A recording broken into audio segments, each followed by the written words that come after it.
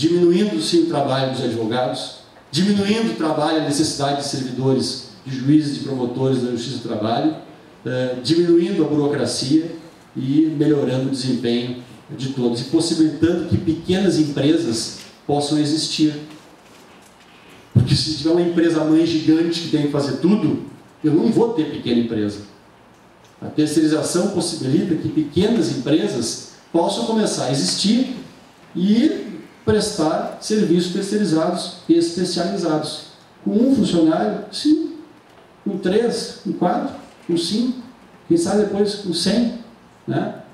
Repito, e os acidentes de trabalho são registrados, acontecem, claro, 1/4 das empresas que são dos trabalhadores que são do Brasil são terceirizadas. Deve ter um volume grande realmente. 70% dos trabalhadores da área terceirizada são regulares, eles entram na estatística, porque eles estão dentro da legislação. São com carteira, 70% com carteira assinada hoje.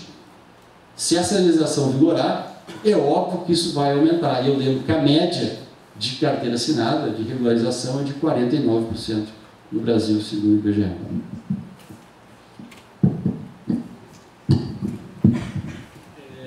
Eu vou convidar o DLD a fazer uma resolução na faculdade que o mediador da mesa nunca possa ser professor da matéria, sob pena de infarto que ele possa ter. No meio do debate, que ele não pode falar, ele tem que fazer o papel weberiano, né, da ética da responsabilidade, não da convicção. Então, eu vou passar a palavra sem falar absolutamente nada. Paulo, eu já vi que foi contra mim, não importa. Fica à vontade. Eu não quero vencer aqui. Bom, em algumas coisas é certo que nós concordamos, né? Eu imagino que a defesa que o deputado Marquesa faz, né, isso é sincero, né, o que se quer é melhorar o país, né, melhorar o mercado de trabalho, ampliar vagas de trabalho, qualificar mais a relação de emprego. Eu não tenho uma visão sectária, né, de dizer que o que eu defendo é correto e a ideia ou a proposta contrária está equivocada. Agora, é claro que as convicções que eu tenho, né, elas não são simplesmente baseadas naquilo que eu imagino. Né? Nós temos legislação, então nós temos Constituição Federal, nós temos ordenamento jurídico internacional, então temos que observar isto, porque não se faz o direito, né, a partir das relações de trabalho como estão hoje no país em razão da terceirização. É nesse ponto que eu gostaria de tocar de forma bem contundente.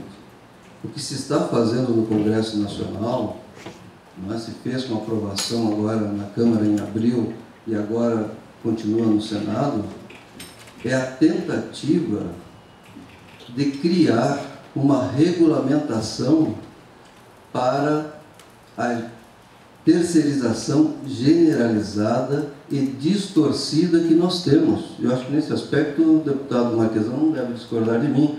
Nós estamos tentando no Congresso Nacional dar regulamentação para aquilo que nós não temos. Né? Nós temos uma súmula. Para poder terceirizar qualquer atividade. Não, mas isso é mais. Legislar isso que não há legislação. Levar a terceirização para atividade fim é algo que o Congresso Nacional está acrescentando. A nossa necessidade no país hoje é regulamentar algo que existe na prática, né, e que não tem regulamentação alguma a não ser uma súmula do TST. Né?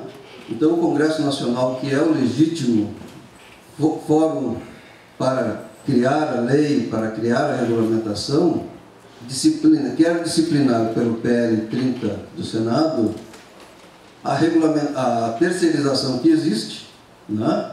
E forças dentro do Congresso, nessa correlação, acrescentar algo que formalmente o Poder Judiciário diz que é ilícito, né? Porque é uma súmula do Tribunal Superior do Trabalho que diz que não se pode terceirizar a atividade fim. Isso está posto na súmula do TST, e é a única disciplina que nós temos. Nós não temos lei que diga que pode ou que não pode atividade fim. Nós temos uma súmula que diz não pode atividade fim, somente atividade meio. Então, o Congresso Nacional, que é o fórum especial para isso, está disciplinando hoje neste PL. Eu pergunto para vocês o que acham de um gerente de banco, ser empregado terceirizado. A prevalecer essa tese de que se pode terceirizar tudo, e aí é nessa linha o PL 30 do Senado, né, aprovado recentemente na Câmara, qual é o empregador? Vamos nos colocar aqui na posição do empreendedor, né? Porque o que é forte no discurso é isto, e eu não abomino. Todo empreendedor quer ter redução de custos, isso é legítimo, é defensável.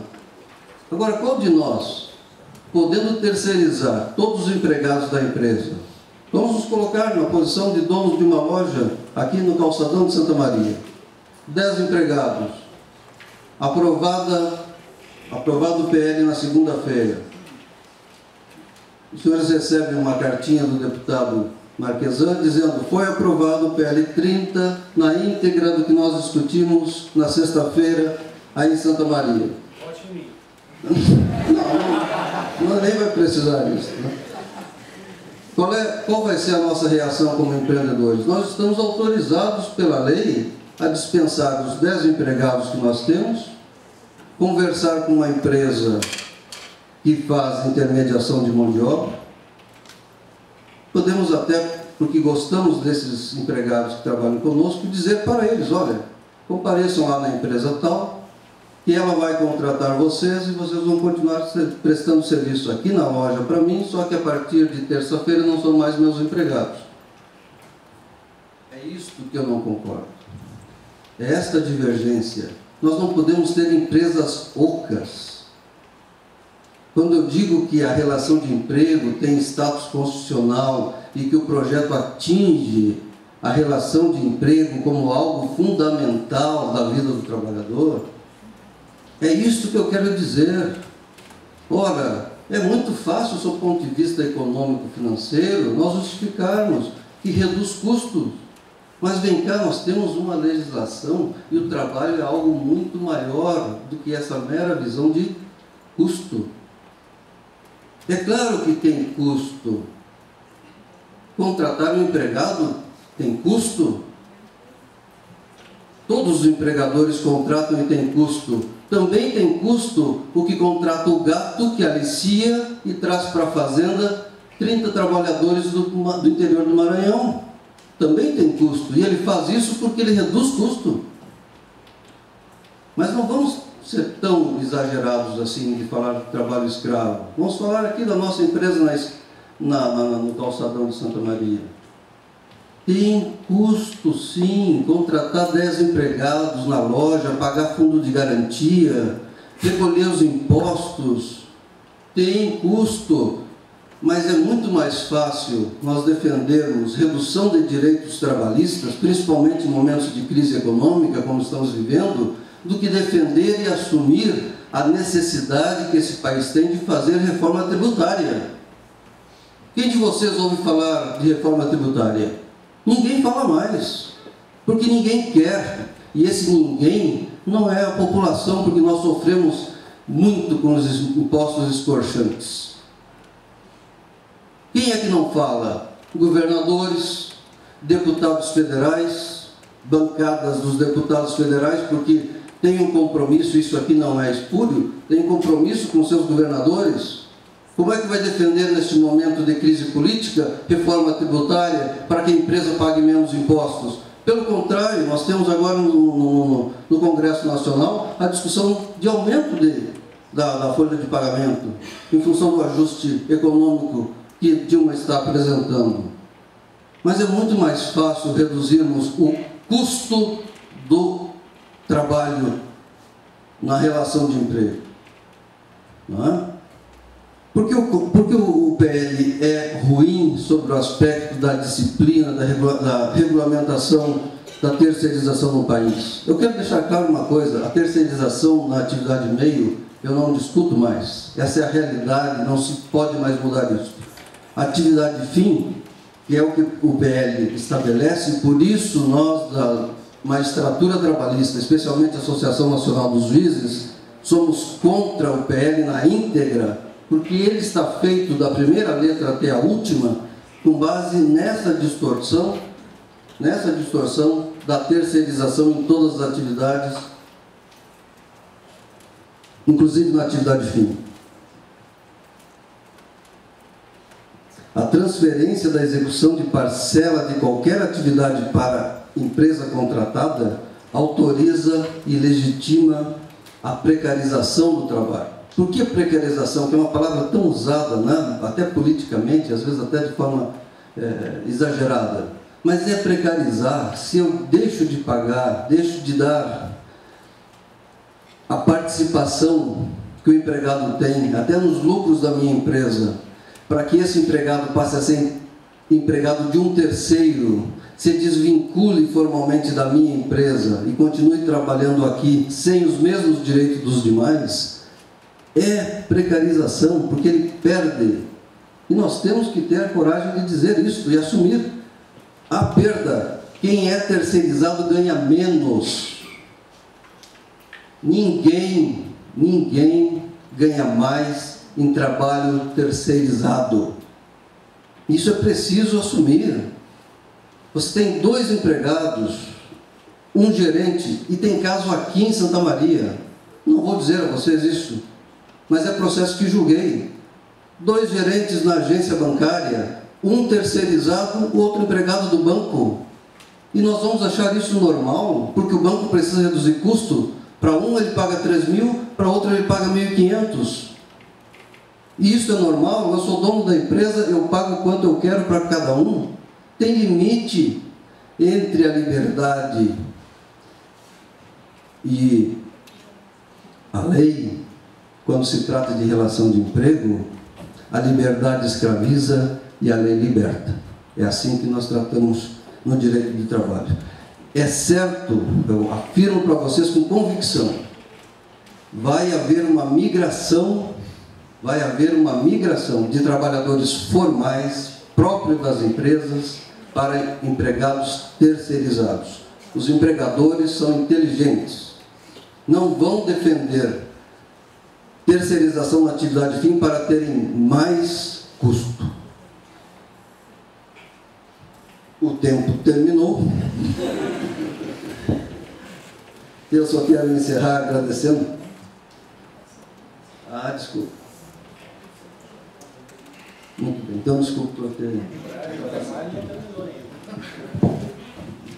Pessoal, nós vamos fazer assim agora. A gente vai abrir para debate.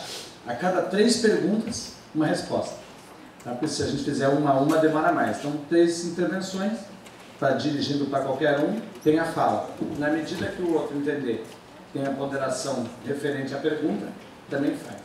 Acho que assim nós podemos fazer desse jeito. Já aqui, eu vou fazer Serginho Groisman, vou passando. É isso? Até Chibu.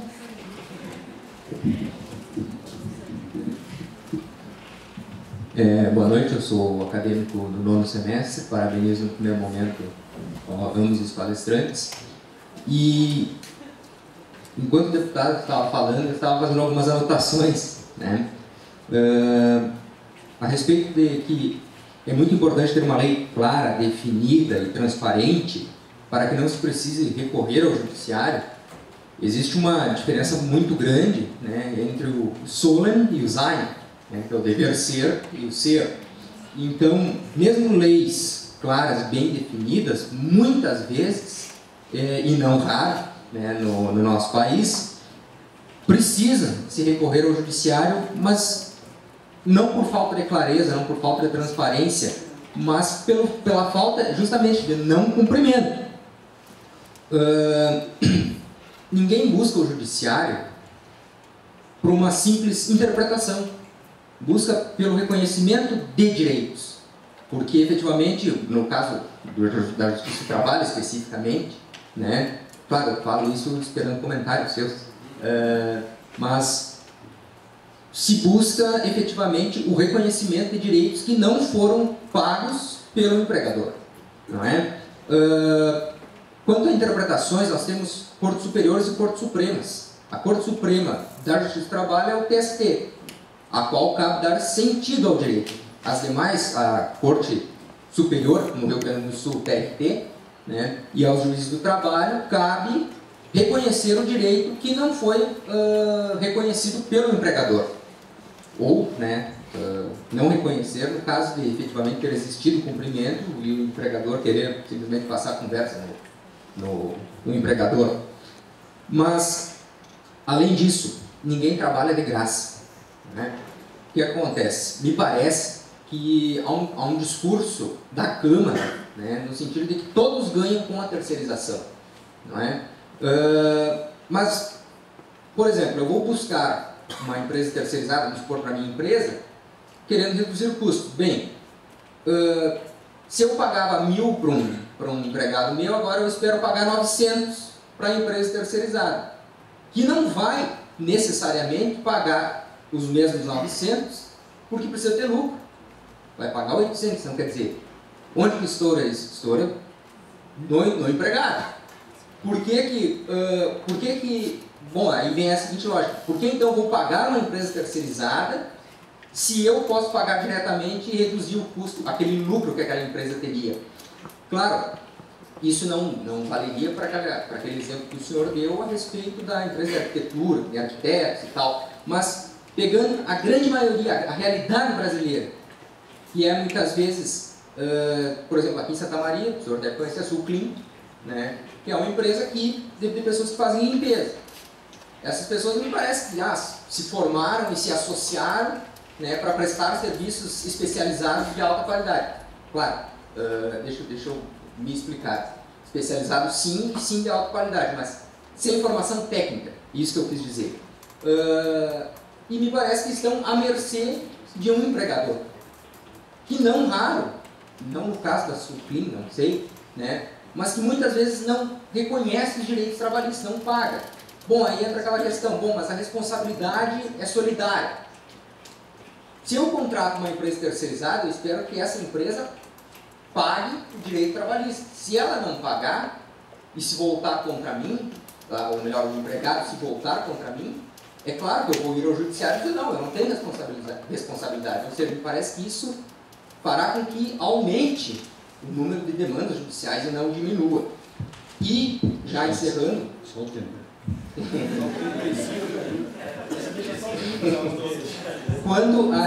Quanto à possibilidade de contratação, por exemplo, intermitente, né, lá no final do ano do carteiro e tal, existe contrato de trabalho temporário, né, que pode muito bem desempenhar essa função temporária, sem haver necessidade de eu pagar uma empresa que vai pagar a esse trabalhador.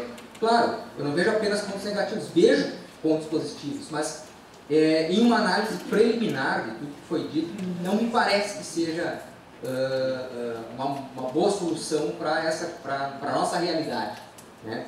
Eu vou passar para quem mais queria fazer pergunta.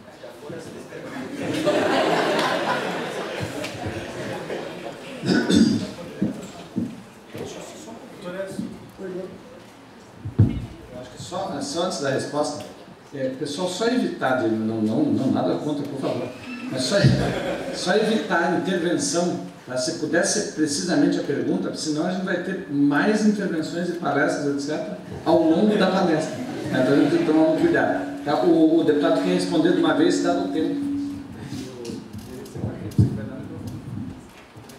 É que eu achei que fosse uma, duas, não fui notando, quando eu vejo 3, 4, 5, 6, 8. Então eu vou direto. Eu sempre acho, Charles, que a segurança jurídica é essencial. E sempre acho que quando deixar para o judiciário interpretar o que o cidadão, a Dona Maria, o seu João, não consegue de uma forma fácil entender qual é o seu direito, isso é prejudicial para a sociedade. Quanto mais objetivo, claro, transparente for o direito, para mim, melhora a democracia. Então, essa é uma visão que eu tenho. Pulando aqui, porque eu fui anotando quando eu vi, a questão da contratante dizer que se a terceirizada não pagou, eu não sou responsável. A lei diz exatamente o contrário.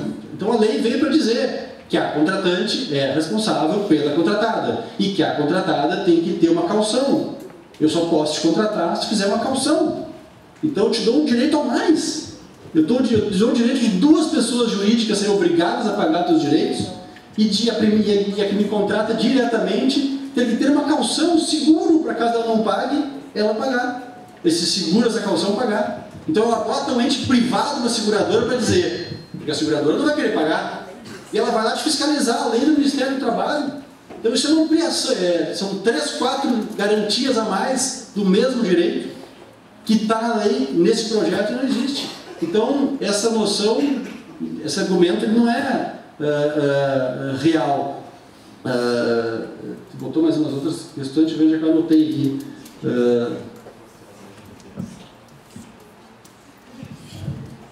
Tu falou dos mais custos, que eu contrato em uma empresa que eu pago mil reais para o meu funcionário. Aí eu vou terceirizar e vou pagar 900. Isso é o que eu estou dizendo. Eu tenho 3 funcionários de internet. Eu pago 2.000 reais. Trabalho com redes sociais. Pago 6.000. Eu vou pagar agora 15 mil. Eu vou aumentar meu custo. Mas eu vou vender muito mais, porque é uma empresa especializada, que não presta serviço só para mim. E o funcionário vai se especializar lá. Ele vai ficar um funcionário melhor nesta empresa especializada do que na minha. Até porque todo mundo hoje contrata empresas terceirizadas de TI e de redes sociais. Raramente tu tem um funcionário de redes sociais e de TI. Tu contrata uma empresa, porque ela vai te oferecer vários profissionais que vão trabalhar para várias empresas e que vai ter um treinamento específico e um ambiente de trabalho adequado. É normal tu contratar um cara de TI, ele vai lá, fica 3, 4 meses contigo, pô, isso aqui não é legal, porque não tem um troço aqui perto, não tem um desenho vermelho na parede, sei lá o que lá. Então, eu vou aumentar o meu custo e vou aumentar a minha receita com a terceirização. Então, essa história, eu vou contratar mais barato, isso não tem a ver com atividade empresarial. Atividade empresarial é resultado. É uma análise superficial, achar que diminuir custo é pagar menos. Esse aqui é o que a empresa quer. A empresa quer lucrar mais. E lucrar mais, às vezes, é pagar mais para pessoas mais especializadas e ter mais resultados. O que mais que foi aqui? Terceirização não é informalidade. Terceirização tem 2 empresas responsáveis pelo pagamento de direitos trabalhistas. Não tem essa relação. Terceirizar e informalidade. Terceirizar, não ter carteira de trabalho. Isso não tem nada a ver com o projeto que está aqui. Eu vou provocar um pouquinho mais. Vou lá numa coisa ideológica. Eu tenho uma escola.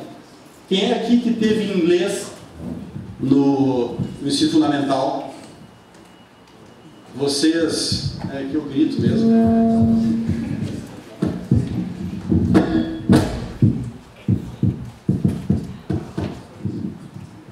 Quem é que aprendeu inglês no ensino fundamental? Vocês aprenderam inglês ou tiveram aula de inglês? Tiveram aula de inglês. E se essa escola de vocês contratasse um professor do IASG terceirizado, vocês não aprenderiam mais o inglês? E vocês não pagariam mais, quem sabe, por essa terceirização? E vocês não teriam um resultado melhor, não seriam melhores profissionais, não teriam uma formação melhor, etc, etc, etc. Pessoal, então, eu estou indo numa área ideológica, aquela de professor, que é uma coisa, né? Mas é provocativo. Então eu realmente não concordo com as tuas colocações aqui práticas e não entendo que os fatos relatados gerem os resultados aqui que tu disseste na prática empresarial, mesmo que seja microempresarial.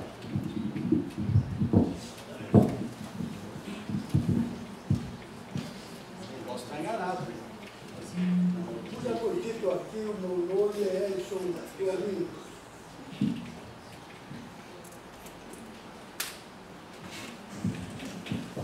Deputado ao a minha pessoa, disse que eu estou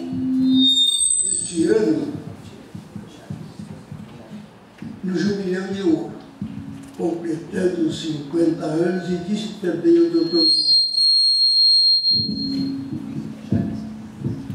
com muito orgulho também, eu digo que ao longo de 41 anos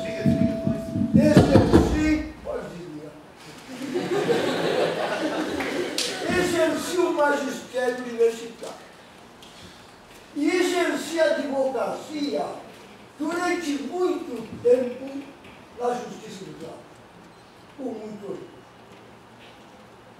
O doutor Lopes Leal iniciou na Junta de Santa Maria, e falo em junta, quando ainda era composta por representação de sindicato. E o doutor Lopes Leal concluiu a atividade profissional como presidente do TST. Quero dizer também que, com muita satisfação e com interesse na atividade que exercia,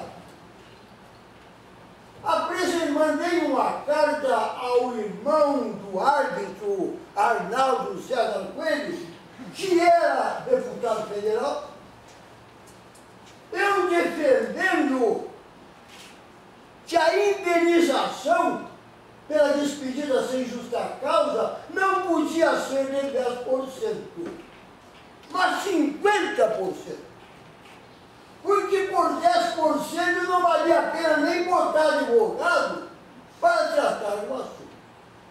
Eu tenho até hoje a resposta desse deputado, e terminou com 40% de indenização. E agora chegou naquilo que eu defendia, porque o governo entendeu de aplicar uma multa de 10% para pagar os furos que ele não, o governo, deu. Então a minha atividade foi essa. Tenho orgulho de dizer a você. Doutor Gustavo, eu sou reportador de jornal, bárbaro. O dia que eu fechar os olhos, o incêndio da minha casa em matéria de papel vai ser uma folha.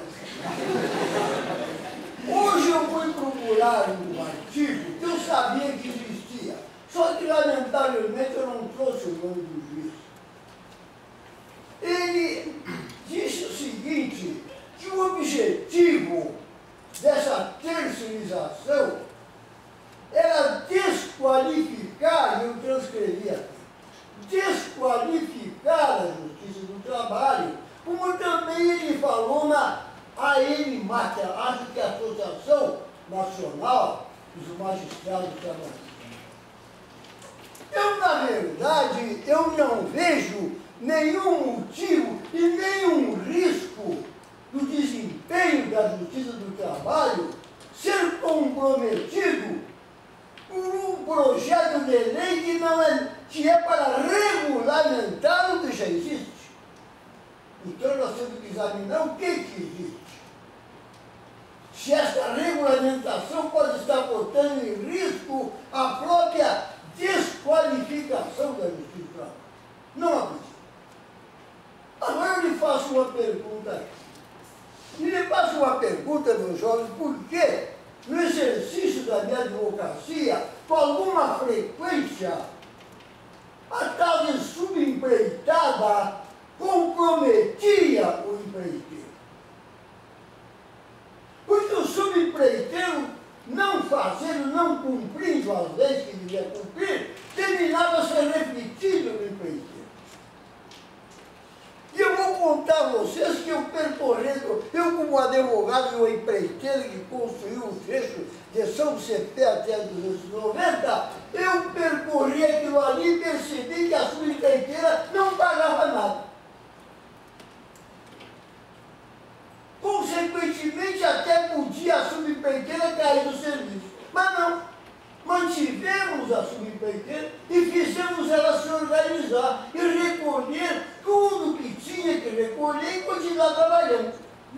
Agora eu pergunto, doutor Gustavo, qual é a diferença nesse caso entre a subempreitada, a cooperativa de trabalho, que também parece que se apagou, e a terceirização? É essa a pergunta que lhe faço. Muito obrigado.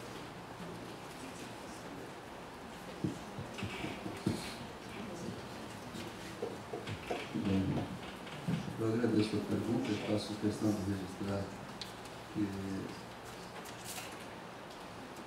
não concordo com a afirmação de que a Justiça do Trabalho sairia desqualificada da regulamentação, e digo mais ainda, eu acho que independentemente da regulamentação, tá?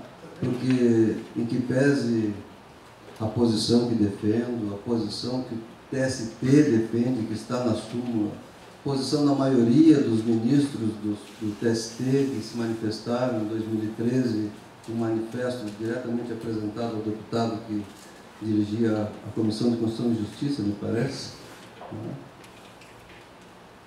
Nós estamos numa democracia. Aquilo que o parlamento decide, né, é o que deve regular as atividades. Né? E nós temos apenas uma alternativa depois do parlamento, que é o Supremo Tribunal Federal apreciar a constitucionalidade ou não, né, da lei aprovada, ou os juízes, né, no exercício do direito, da prerrogativa constitucional que tem, aliás, mais do que prerrogativa, dever constitucional, de manifestar se há ou não constitucionalidade na lei, desde que isso em processo, né, que seja submetido ao Poder Judiciário.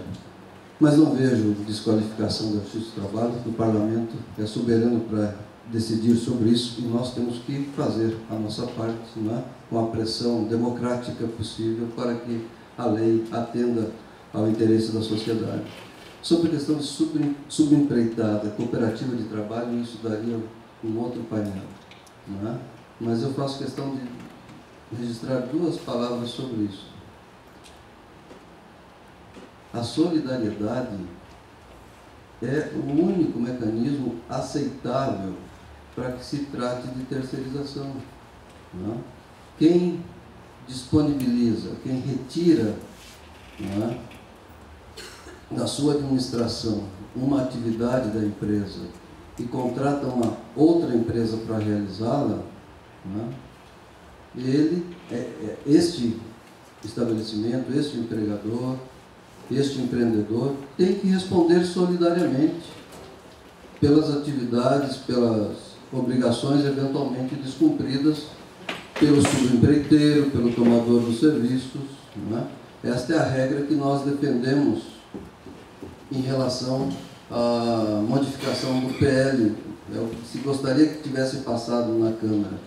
O PL até fala em responsabilidade solidária, mas ele faz referência lá ao artigo 16, aquelas obrigações previstas no artigo 16. Né? Eu, como tenho algum, entre tantos defeitos que tenho, eu sou mais formal ainda.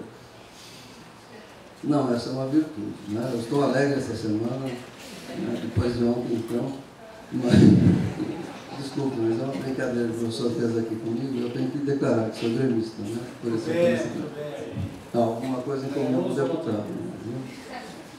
Mas é imprescindível que nós tenhamos a declaração de solidariedade em relação a todos os direitos do trabalhador terceirizado. Né? Eu entendo que a forma como está posta no projeto de lei não permite interpretação diferente. Né? Porque quando se trata de obrigação de pagar alguma coisa ou de pagar multa, normalmente a interpretação que se faz é restritiva, aquelas parcelas especificamente nominadas. Então eu tenho uma leitura aí que nós teríamos que exigir que fosse solidária em relação a todos os direitos do trabalhador terceirizado. E isso contemplaria, obviamente, aquilo que está posto como subempreitado na CLT. Né? Obrigado.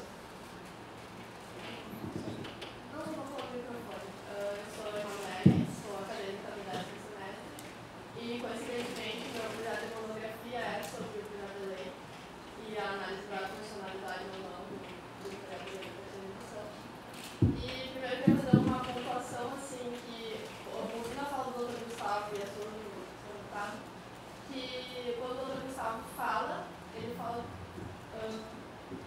principalmente do viés do trabalhador. O senhor, quando fala principalmente do viés dos benefícios para o empregador, né? Qual seria o benefício da terceirização do empregador. Então, acho que isso é uma distinção que, até com certeza, de caráter ideológico e tal, mas que não, que eu queria pontuar. Mas a minha pergunta é para o deputado, em relação, porque eu acho que, como eu estou estudando bem o projeto, eu acho que o ponto crucial, como o doutor Gustavo disse, em relação a essas terceirizações de atividade de meio, não tem mais o que fazer, né? Porque já está rolando lá na súmula, é uma prática que existe para atividades, a súmula ela permite para atividades de serviços especializados na atividade de meio da empresa e proíbe na atividade fim. E o senhor, quando é confrontado com as realidades do quadro atual da terceirização, o senhor sempre defende que vai trazer benefícios porque é um serviço especializado. Porque o senhor, porque, por exemplo, de tecnologia da informação, né? Que nenhuma empresa hoje em dia contrata funcionários diretamente para uma empresa para tratar de tecnologia. Eu queria que o senhor me apontasse quais são os benefícios para o trabalhador de ser contratado para a atividade fim da empresa, ou mesmo para a empresa, mas quais são as vantagens de contratar um trabalhador terceirizado para a atividade fim da empresa. Porque a relação de emprego é o empregador e o trabalhador. E se tu passar a contratar uma empresa e essa empresa vai contratar os funcionários, vai se esvaziar essa relação, porque o empregado que trabalha para ti não é teu empregado. Então eu queria que o senhor me contasse quais são esses benefícios.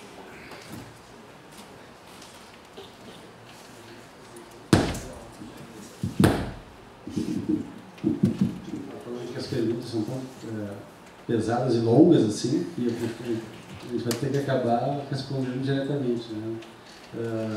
Primeiro que acho que essa tua leitura, essa tua interpretação de que a minha fala é em relação que o doutor Gustavo vê o lado do trabalhador e que eu vejo o lado do empreendedor, do empregador, não sei, eu acho que são teus olhos, eu poderia dizer assim, né? Que imagina que eu não consigo ver, porque tem uma luz bem na minha cara, mas imagina que sejam belos e bonitos, mas são esses lindos olhos que veem isso.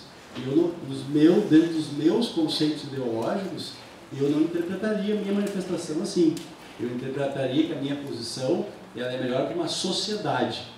E uma sociedade que gera mais empregos, que remunera melhor, etc, etc, etc, como um todo.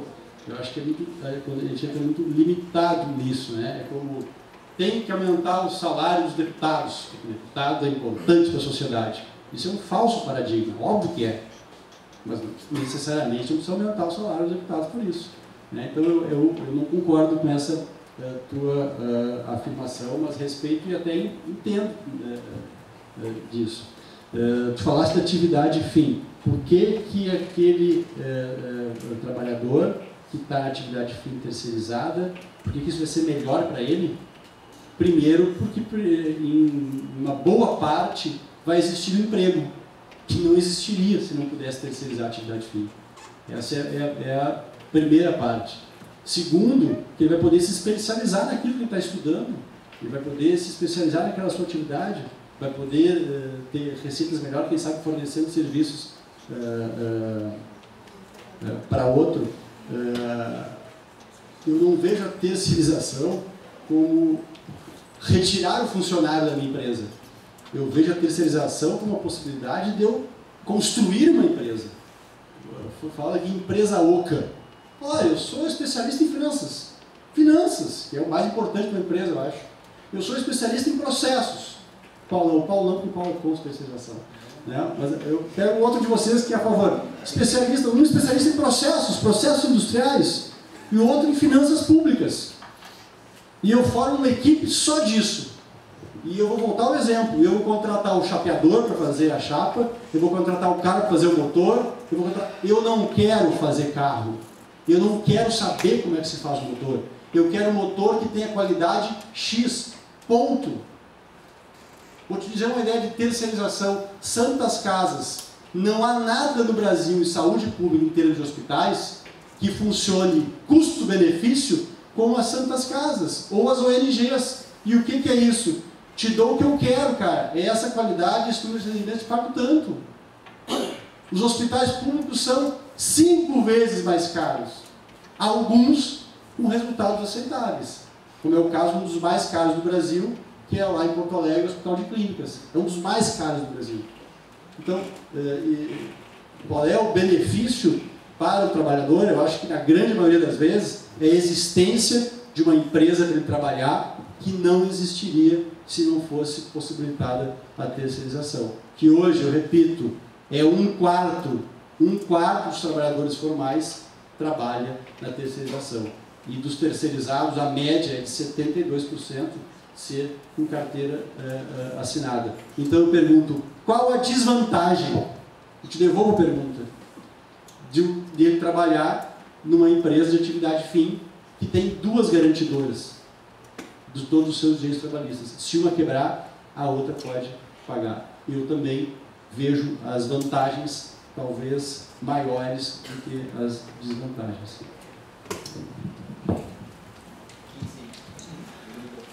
Eu falo assim porque eu sou italiano, tá? Não é porque eu estou bravo.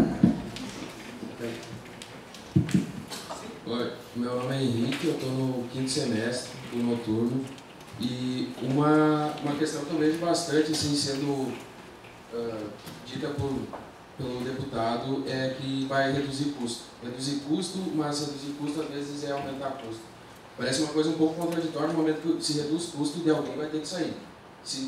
Então, seria muito incoerente, a fala foi toda no sentido do empregador, querendo ou não, foi no sentido que vai ser melhor para o empregador, mas se vai reduzir o custo e vai ser benéfico para o empregador, eu ainda não consegui ver a vantagem para o trabalhador. E já digo a desvantagem, assim, pela experiência que eu tenho estagiando em escritórios e pela vivência cotidiana de conversar com as pessoas. A maioria das vezes a gente vê a maior carga horária, não paga hora extra, não paga a questão da produção, não paga as férias direito e geralmente, coincidentemente, são empresas terceirizadas. E acho que o Gustavo falou muito bem da questão constitucional e que a gente tem que pensar o direito não só como uma questão de economia, botar a economia acima do direito, mas no momento que o Gustavo fala que teve um tratado em 1919 falando sobre a relação de trabalho e que a relação de trabalho é uma coisa que a gente não tem que pensar, a gente está numa lógica de que o dinheiro vai estar, é uma questão econômica e é muito interessante isso, por causa que justo uma crise econômica é falado disso, na redução de custos, Mas será que você precisa tirar do trabalhador a redução de custos? E a relação de trabalho vem nisso. No momento que tu não tem a relação de trabalho com o empregador, porque no caso dos Correios tem uma empresa da Bahia que não conhece o trabalhador, e aí como é que vai fazer? São casos, por exemplo, de algum hospital aqui de Santa Maria, não vou dizer o nome, mas de trabalhador terceirizado que acaba fazendo o serviço, foi terceirizado para a empresa, mas no fim acaba fazendo serviço para outras coisas, acaba quebrando o galho de outros. E aí, como é que vai ficar? Essas são as desvantagens, não precisa pensar muito assim. E tem que ser fazer uma análise, eu acho que fazer uma análise só econômica em cima de dados é uma coisa, talvez assim, mas estou criticando sim, mas é uma questão porque no momento que só vai analisar dados, tu trata o trabalhador como mercadoria, e no momento que tem uma OIT que fala que o trabalhador não pode ser mercadoria e ser ligado só a dados, então está acontecendo algum ruído aí no meio dessa mensagem. Eu acho que era isso. Charles, só não brigue com ele, vocês estão aí em cima, aí de repente, né, o Charles ali, não brigue entre si, senão cai alguém. Deus me livre que aconteça um problema, vou passar. Questionamento está mais né? Era para o Gustavo. Eu gostaria de fazer 2 comentários que me parecem pertinentes. A terceirização de atividades no hospital foi mencionado pelo Henrique, né? Nós temos exemplos vários, né, de hospitais que funcionam com atividades terceirizadas. Mais grave do que isso, né, Aqui em Santa Maria, nós passamos por uma experiência de hospital que funcionava com empregados contratados por cooperativa de trabalho, né? Felizmente, isso reduziu, acho que 90%. Né? Por quê? Porque num momento de crise, de dificuldade econômica, né? Existem atores sociais, e isso faz parte também da liberdade, né? De iniciativa, de atuação, ver nichos em que se pode oferecer vantagens. Né? E as cooperativas de trabalho, verdadeiras empresas intermediadoras de mão de obra de forma ilícita, né? Se apropriaram em determinado momento da possibilidade da terceirização desenfreada. Né? Isso nos anos 90 e 2000. Né? Nós tínhamos um hospital aqui em Santa Maria que funcionava com médicos terceirizados, enfermeiros terceirizados, auxiliares de enfermagem, recepcionista. Mas aí eu pergunto, mas e a atividade fim da empresa? Abre mão?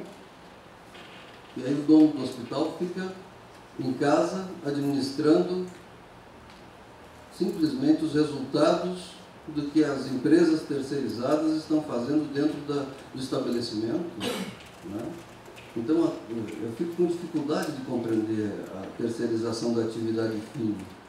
Né? A atividade meio é razoável, se compreende, mas a atividade fim, né? Quando se fala de especialização, ora, quem é mais especializado para administrar o próprio negócio que o próprio empreendedor? Então, porque existe uma empresa que é especializada, a especialização, e isso é um detalhe que nós devemos destacar bastante, porque o projeto de lei estabelece isso, a possibilidade de terceirizar a atividade fim em função da especialização. Né?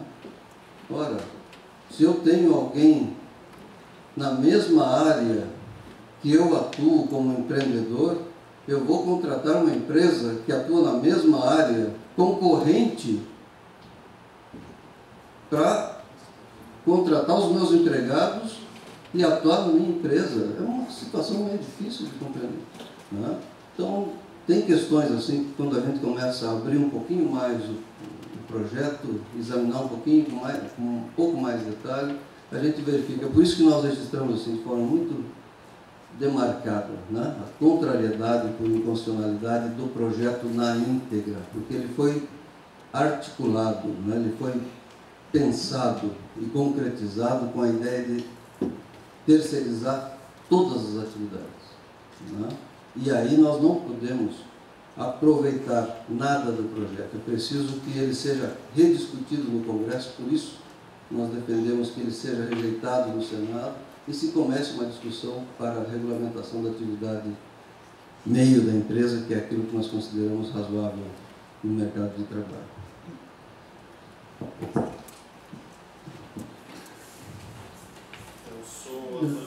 Acho que eu ia responder só o Henrique, só para dizer, reiterar aqui, o projeto não trata de cooperativa.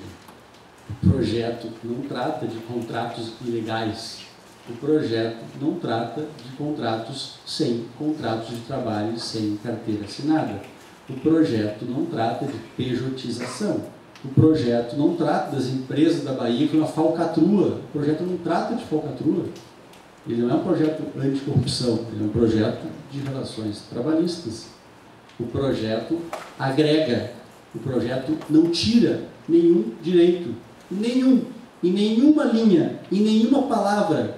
O projeto, em 19 dos seus 23 artigos, 20 e poucos artigos, agrega direitos e garantias. 19 artigos. Agrega. Então, nós temos que falar, eu estou falando deste projeto. Eu acho que uma das questões, Henrique, eu concordo com o que tu falou, que tu não concorda. Tu disse que uma análise econômica não se faz em cima de dados. Para mim, sim. A análise econômica se faz única e exclusivamente em cima de dados. Quem não fez foi a Grécia, que quebrou. Quem não fez foi o Brasil, que está nessa situação. A análise econômica só se faz em cima de dados. E se tu analisar bem, tu vai ter uma economia pujante com emprego. E se tu analisar mal, tu vai ter uma economia quebrada. A mesma coisa da burocracia. Alguém acha que burocracia favorece o trabalhador, ou alguém, ou qualquer brasileiro? Burocracia favorece o burocrata, a estrutura pública. Burocracia favorece isso. Do que se paga para um trabalhador hoje no Brasil, ele recebe 35%, ou 45%, ou 35%. Aqui no Chile é 85%. Porque tem que alimentar essa burocracia. O jeito que eu vou organizar minha empresa é problema do empresário. Se ele vai pagar, eu repito, neste projeto não se retira meio. E eu quero que alguém diga qual artigo, onde é que se tira o direito. Um direito nesse projeto. Só se agrega direitos e garantias. Isso é uma questão ideológica de atividade fim e principalmente sindical. Eu não quero perder a minha receita do meu sindicato. Não meta a mão no que é meu. Este era o debate na Câmara. Então, diminuir custos, eu vou falar de novo. O diminuir custos, a empresa tem que ter lucro. Ter lucro, às vezes, não é reduzir despesas. É aumentar as despesas e vão aumentar a sua receita. E eu não preciso, doutor Gustavo, ter uma concorrente. Eu sou gestor, caramba, eu não sou engenheiro. Eu ter contratar lá uma empresa que faz motor, ele não é meu concorrente, porque ele não sabe administrar, ele não sabe fazer finanças, ele não sabe processos, ele não tem relações, ele não entende de contratos, ele não entende de gestão de recursos humanos. Eu sou administrador, eu não posso ser dono de uma empresa, de uma fábrica de automóveis. Eu tenho que ter um empregado do motor e eu ter a relação, cara, não quero. Eu quero que tu me entregue o motor assim, assim, assim, cara. Monta uma empresa e faz isso. Monta uma empresa. Eu não vou demitir porque eu não tenho funcionário que faz motor. Eu não quero administrar, eu não quero meter a mão na graxa. Eu não sei. Eu gosto de fazer as unhas. Ou eu não sei mexer em motor. Entendeu? Então eu não vou, eu não tenho. Eu vou criar uma empresa. É a minha empresa de gestão de processos. Para ter lucro. O cara que faz o motor vai ter o lucro dele. Então essa empresa vai passar a existir. Eu vou administrar, sim. E se for da minha casa, porque eu sou mais inteligente e mais competente. Estou sentado na minha casa, administrando os processos, vendo para o sistema de informação que o motor não ficou pronto na hora certa. Ou que o índice de barulho dele apitou lá e apareceu no meu computador que está acima do limite. Olha aqui, ó, não quero isso, cara. Diminui. Onde é que está o mal nisso? Eu, particularmente, não vejo mal, eu não vejo mal nisso.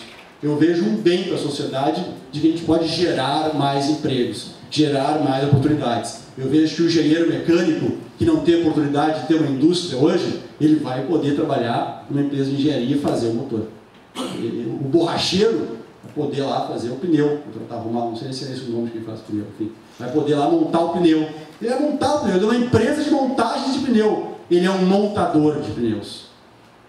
Eu não vou demitir uma montadora e botar uma terceirizada, porque eu não tenho uma empresa. Eu vou criar uma empresa e vou precisar contratar uma empresa de montadores de pneus, especialistas nisso. Eu não sei montar pneu, caramba. E eu vou montar uma empresa para isso. Então, eu acho que o custo é uma visão de dizer que eu vou demitir o cara. Isso é muito limitado para a atividade empresarial. Até porque, de novo, aqui no projeto diz que eu não posso demitir uma pessoa e contratá-la em qualquer outra terceirizada, em qualquer outra função, com uma remuneração menor. Está escrito aqui, só tem direitos e garantias. Me apontem no artigo que tira um direito. Então, eu entendo as preocupações, mas o cara que contrata ilegal, ele contrata ilegal, cara. Em qualquer lugar, em qualquer atividade fim, atividade meio, terceirizado e não terceirizado. Contrato ilegal, contrato legal. Contrato escravo, contrato escravo. Não é disso que a gente está tratando aqui. Aqui não tem nada que favoreça. Me aponta onde é que favorece aqui a pejotização. Se só fala de pessoa jurídica,